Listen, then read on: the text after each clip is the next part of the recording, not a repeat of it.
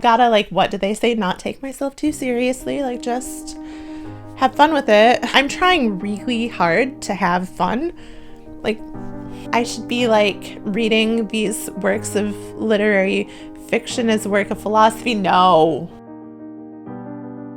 If I were going to call 2024 anything at all, I would call it the culmination year of my reckoning with the publishing industry. No, I think that maybe the publishing industry just expects me to be something that I'm not as a reader. So they expect me, I think, to be this, like, young woman with a lot of intellectual pretensions. True. I am that. I'm reading what they want me to read, but I'm not enjoying very much what they want me to read. And this is getting me just into a tricky situation. It's getting me into a place where I build up a lot of excitement about books that I'm going to read. And I'm like, I pick them out from the library or something, or I get them from a bookshop, and I'm just like, ooh, this is going to be so great. I can't wait for the emotional roller coaster I'm about to ride. This is thrilling. This is my sports. Like, let's go. And then I pick up the book, and it just doesn't do anything for me.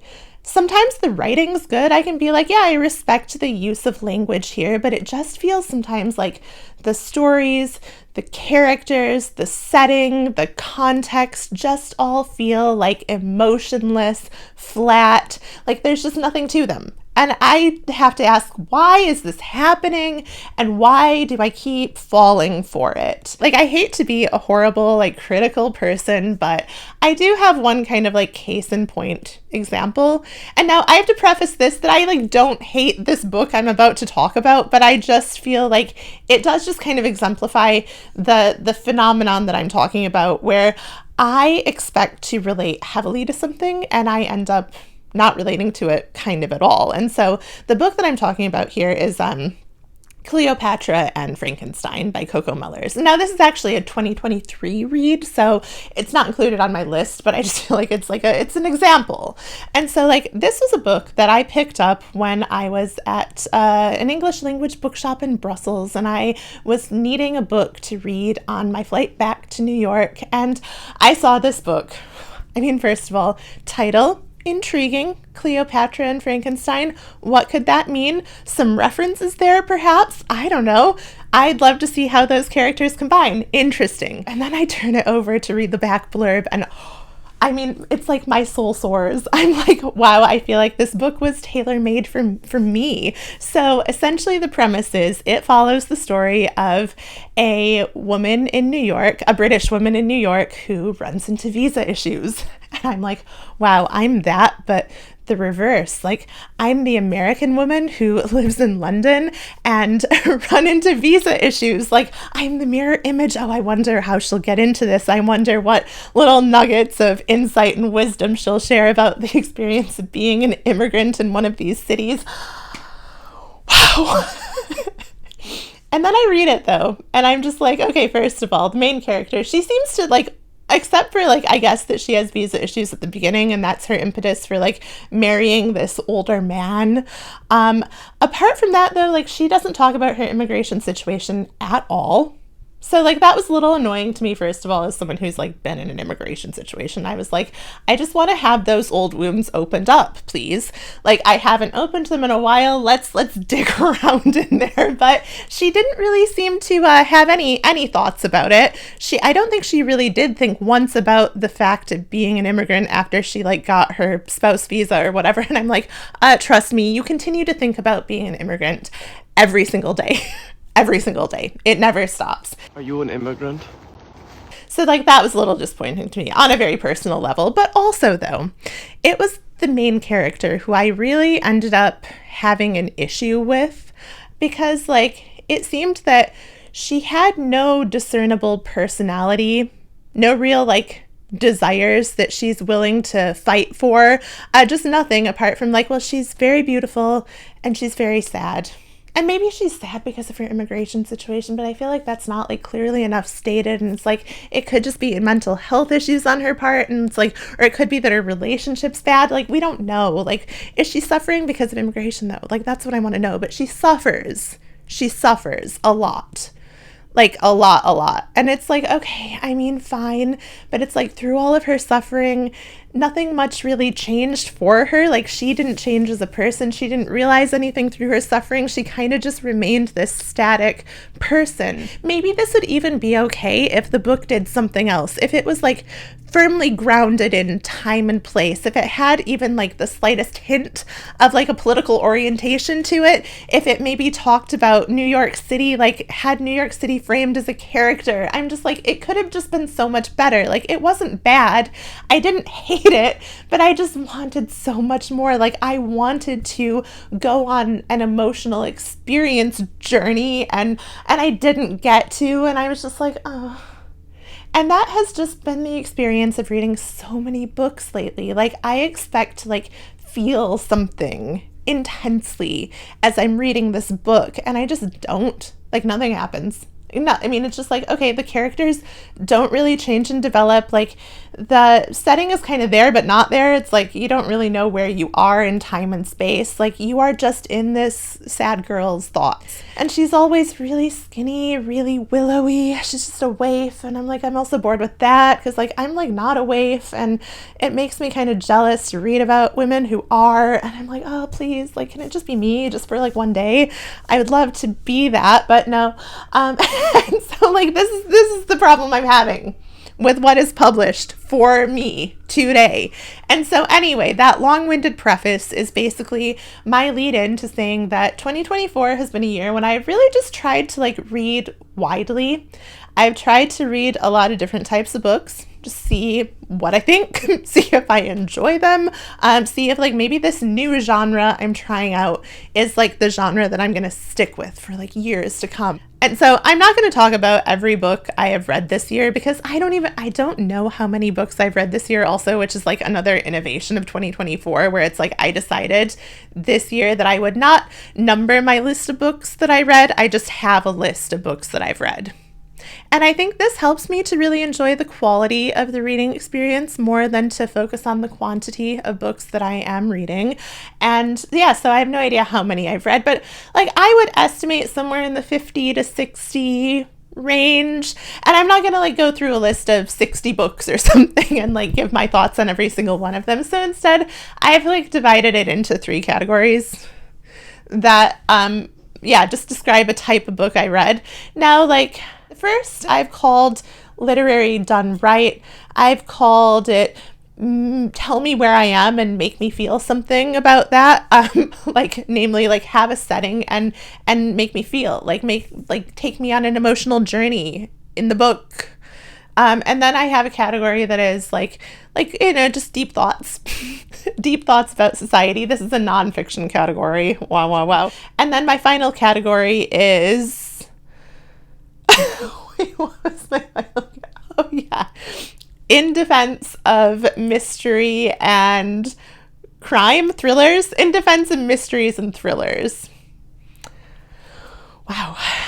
Okay, first on my list of literary done right is the only book I have read in 2024 that brought tears to my eyes. And now, like, preface here as well, like, this is not like a super new publication. I feel like this book was popular like quite a few years ago. However, I'm late to the party. I often am late to the party on books because I kind of am always like hesitant. I'm like, oh, do I really want to read that? I'm not sure. That's like kind of my story this year with Sally Rooney's Intermezzo. Like, I'm like, I probably will read it someday. I just have no desire to read it yet. I think it's just a reaction to a book being like kind of super popular, and I'm like, ugh. I think I'm too pretentious for that. Like, I am too pretentious to read right alongside with the masses. Not true at all. So anyway, this book is Station 11 by Emily St. John Mandel. Now, this is a book that I did not initially pick up because I think I was like, I'm not sure it's going to be intellectual enough for me. I'm not sure it's going to be arty enough, avant-garde enough for me, someone of my stature. Premise-wise, like, this is the story of a like catastrophic civilization-ending event. And it kind of follows people who are living through the event as it happens, and people who are living, I think, about like a few decades out, perhaps like a couple of 20 years. And so like this follows the story of these people as they navigate this. And now the reason it made me cry, though, was that it really asked deep questions, in my opinion, about the nature of civilization and what we value in the human civilization that we have created and what we find worth preserving. And it just made me think about, the arts and literature and performances that we do and just which ones are important to us. Like which ones are important to us in the way that we would hold on to them even after a catastrophic civilization-ending event. And my second pick in my literary done right category is The Interestings by Meg Wolitzer, a great 2024 read.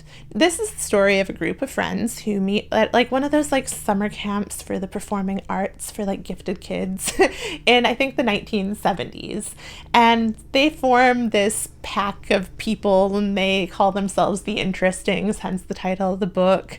And it basically follows them through to like when they're in their 50s. And we see who's become a success. We see who's realized their dreams. We see who's happy, who's unhappy, who tried something creative and failed at it. It asks questions about the nature of success. It asks questions about the choices we make in life. It really it took you back and forth across time. You really had a sense of the setting. You had a sense of the time and place. The characters, you saw into their deepest desires and their relationships and their past traumas. And it just really painted this deep, rich picture of this group of people. And I think those are the kind of deep, rich pictures that I'm looking for when I'm reading a work of literary fiction. And the next is the kind of buzziest book on my list of I think this was a literary book done right from 2024. This book is Big Swiss by Jen Began. And this was just a fun one for me. It was kind of unlike anything I've ever read before in kind of subject matter and also structure to an extent. So it is the story of a transcriptionist for a therapist who becomes kind of obsessed with one of the people whose therapy sessions she transcribes. And she names this person Big Swiss and in her mind, and she's kind of first reading the transcripts and then she meets Big Swiss in real life and stuff happens, and it just is I was okay, this is kind of funny, different. It's weird. It's written, in a combination of transcripts and prose. And what I found really refreshing about this book is a book in the more literary fiction genre was that I don't think it took itself too seriously about having big thoughts. It told a story of two people and how they interacted and viewed each other. And I think it made it a lot funnier. It made it a lot lighter of a read. As I was reading it, I didn't feel bogged down and oh, this is such a drag. I have to pull myself into this book and get into this serious subject matter and but also nothing really seems to happen. It's just a girl's internal world all the time.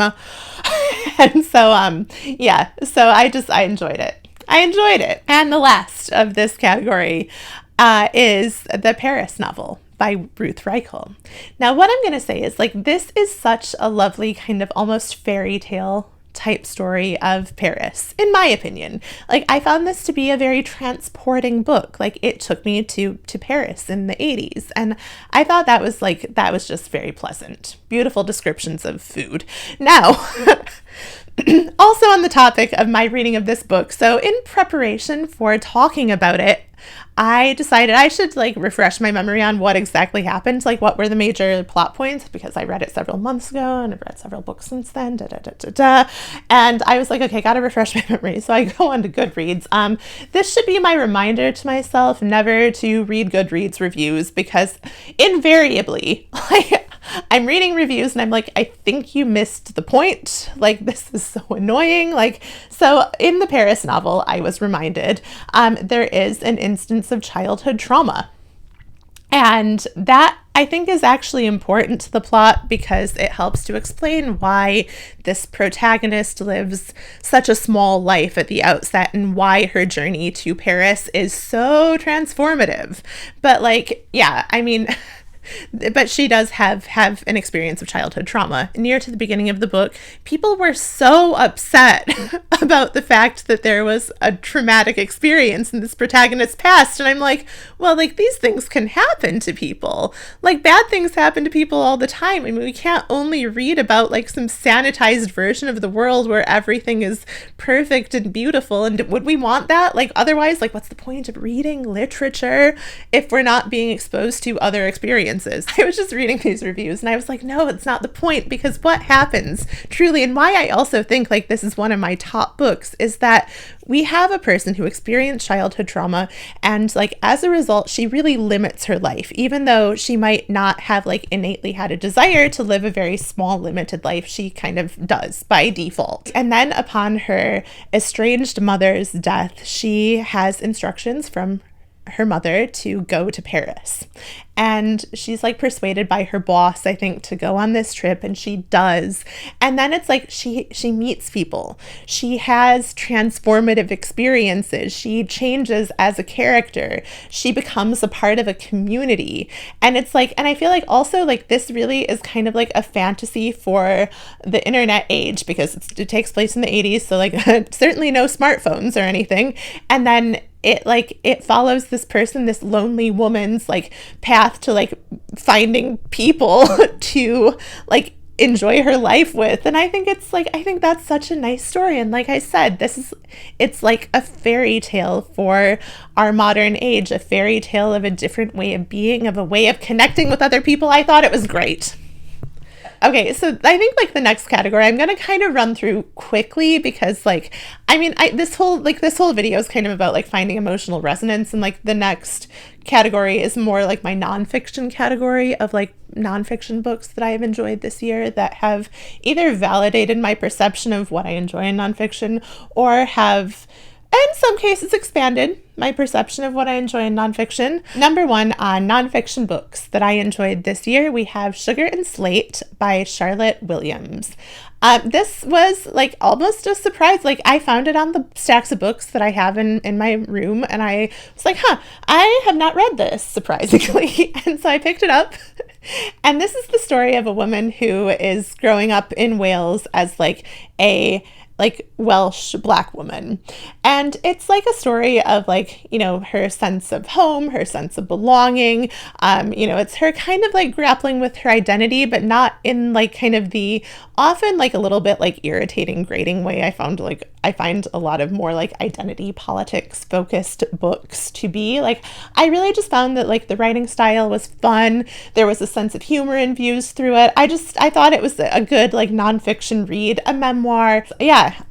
Number two, rapid fire. We have Capitalist Realism by Mark Fisher. This is one that I've been meaning to read for ages, and I'm so glad I finally did. Like, it's a short book, so like you don't need to like devote a lot of time to it, be like, oh no, this is like dense theory. I don't want to read dense theory, even though I mean secretly I like love dense theory, but this one's not like a super dense theory book. Like, it's a pretty quick introduction to the idea of capitalist realism, which is the idea that the capitalist system is so ingrained that we can imagine no alternate reality.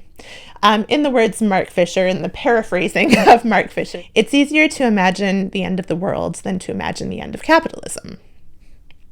And I think that seems very true from my personal experience of the world. And so this is just outlining how that's taken shape, the effects of it. And I think it does invite us to imagine a world beyond capitalism. Yeah, just a good read. I recommend it. Next, we have On Anarchism by Noam Chomsky. This is a reread for me because I think I read it for the first time back in 2016 or something, and I was like, what were the points of this book? I can't remember a single thing. Like, what type of radical could I ever be if I don't know the key points of anarchism? What I want to share here is just like my one like main takeaway message from rereading On Anarchism, which is that a real movement for political change will not enter into the movement with like a precise and perfect plan for how to do it. An effective movement cannot do that. The best way to achieve change is to try stuff. To try stuff. You don't know if it's going to work, but you just see what happens, because it's through that trial and error, I guess, that we can actually find what works instead of like spending all our time trying to craft the perfect plan for social change. Okay, and now my final in this category is In Defense of Witches by Mona Chollet. And this is a book that looks at the historical persecution of women as witches, and that's kind of its starting point. And then it takes us into modern examples about how these old ideas of witchcraft and women as witches have permeated into our present day. And it just like really explores like how, women are expected to bear children, to, just like to have their bodies behave in certain ways. The thing I liked about In Defense of Witches is that it took these historical ways of viewing women, understanding women, and it put them in a modern perspective.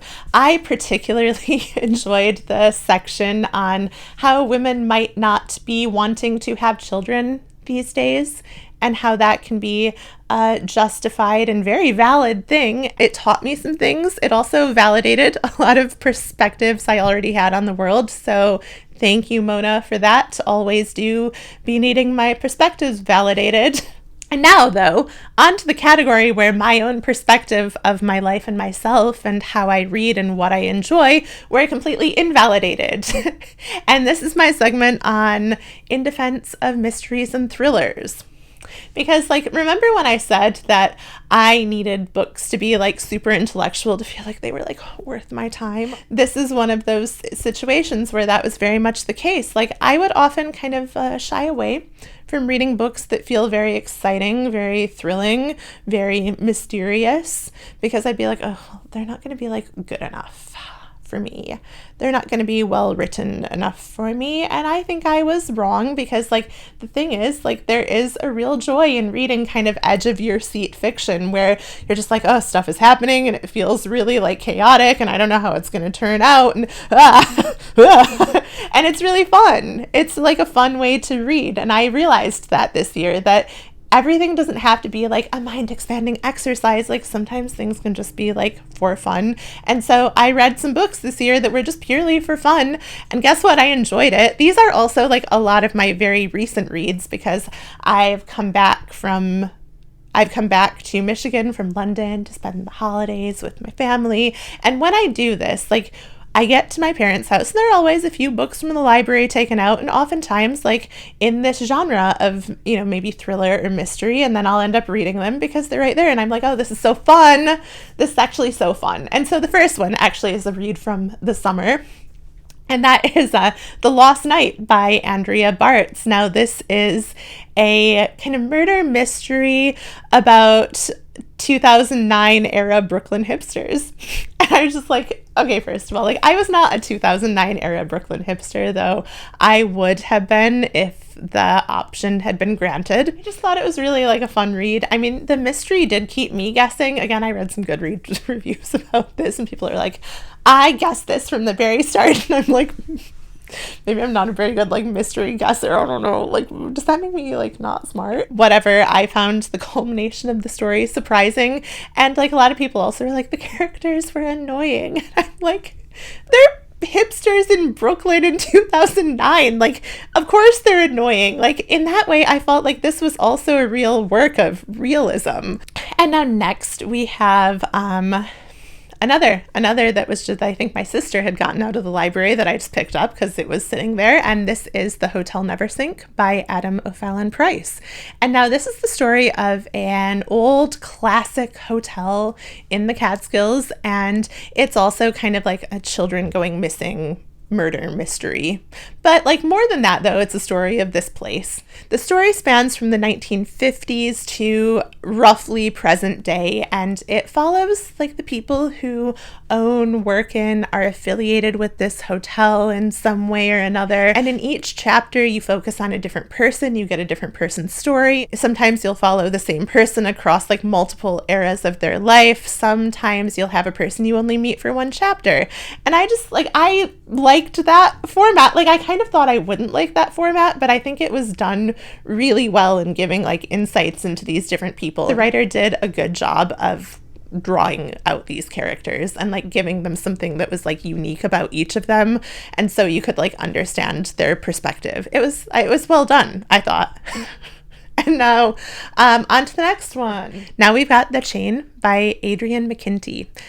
This is like another like children going missing kind of thriller. I found this one very tense, very edge of your seat. Like, a lot of like really horrible things happened. Like, it did make you question, like, you know, the nature of human morality. It really did make you question, like, what would you be willing to do in a crisis situation? I was enthralled. I finished it in just a few days because I was like, I need to know what happens next. And like, I have not had that kind of like, I need to know what happens next reading experience for much of my adult life. And so I appreciated having it. Now on to another one. Actually, my second most recent read. Wow, you'd think I'm just drawing this whole list from like books that I've read recently and therefore remember. Maybe I am. Final book here is One Perfect Couple by Ruth Ware. Now, this is another in the thriller genre, and this one particularly follows like a woman who is a reluctant contestant on a Love Island style dating show, except the filming doesn't get very far because the second day they're on this island, there's a major storm, knocks out power, sweeps away the boat with the crew members on it, so it's only the show's cast left to fend for themselves on this island. And like, it gets very like tense, nervous, edge of your seat. And then it also asks questions about human society and like, who do we give power to? How do people seize power? Another fun one. And then finally, I guess I'll just do like honorable mention to the one I'm reading right now that I may well finish today, and that is City of Nightbirds. It's about ballet. Russian ballet specifically. Follows the story of a prima ballerina and just like her life in the ballet, her trials and tribulations. I'm enjoying it a lot. You know, it's one of those that, you know, my mom read it right before me and she was like, it's a story. And I'm like, yeah, actually that's true. Like, it is, it's a story. It's a story. And I like that. Like, I think like what I've gotten to at the end of this 2024 reading journey process is that I do like just a story. I enjoy something that is going to take me away from my normal reality, that perhaps isn't just going to do what I already do all day, every day, which is introspect and analyze my own life. Like, maybe I sometimes want to get out of that. And maybe I've realized this year that I can through reading, where reading previously reinforced many of my worse introspective, self-reflective, self-referential tendencies, whereas before reading was almost like this circle jerk of I'm introspecting, and then I'm reading these other people introspecting, and then we're all introspecting together, and then we're doing nothing in our reality. Like, that's what reading did for me. But now it's much different. Like, now I feel like I can choose books where I'm like, I think I'm going to have fun with this. The conclusion I'm coming to at the end of all of this is that I guess, like, really, I just want to have fun. I want to have fun, and I want to enjoy what I'm reading. I want it to engage me, to enthrall me, to transport me, to keep me on the edge of my seat, to ask big questions about the nature of life and reality. And then also I want to throw in some, like, just sprinkle in some like more dense social theory, so I can think about the world. But I'm not just like reading some girl thinking about the world. Like, I'm reading some philosopher think about the world.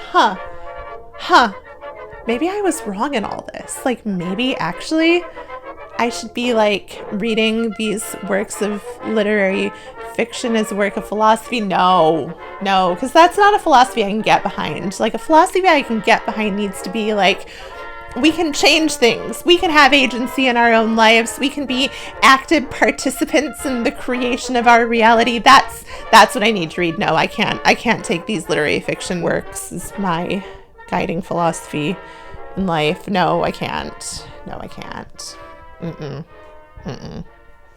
No more of that.